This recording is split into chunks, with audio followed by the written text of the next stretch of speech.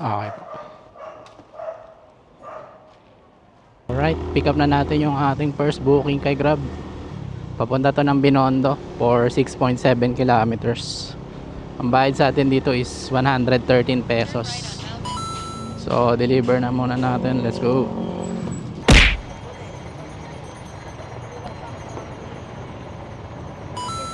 Okay po. Apa. Ito lang po. Siya na magbabayad. Okay po. Alright, pick up na natin yung pangalawang booking.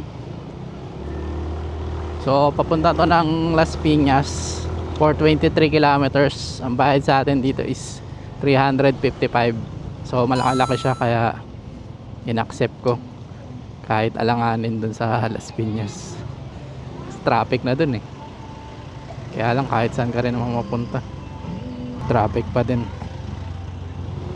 Tapos umuulan na. So, deliver na muna natin. Let's go. Dito po. Wala nang babayaran? Apa. Okay na. Salamat. Thank you po.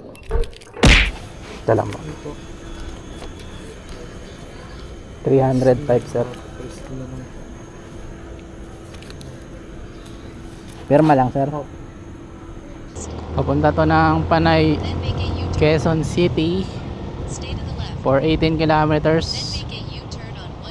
Ang bayad sa atin dito is 305 pesos. Buti na lang pa-QC, pauwi na din. Kung wala naman tayo makuha booking na maayos, pwede na tayong dumiretso pauwi. Buti na lang kinancel ko yung isang booking ko kanina. Mali yung pin. Tapos pumasok itong booking na to. So deliver ko na muna to. Let's go.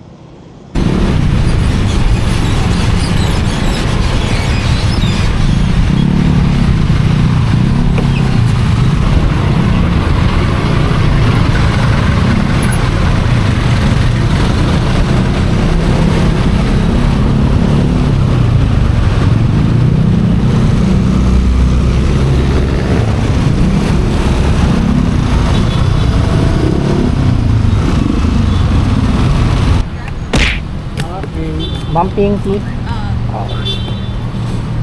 ba bayaran? Ano pa?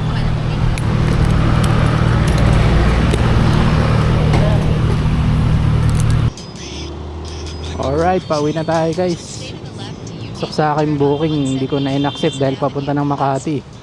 Eh, andito na ako sa QC. Tsaka umuulan na din. So, kumita din tayo ng 759 sa loob ng 4 hours. Naka ano din tayo. Simula 1:30 to 4:30. 5:30. Simula okay na yun, biyaheng 4 hours lang.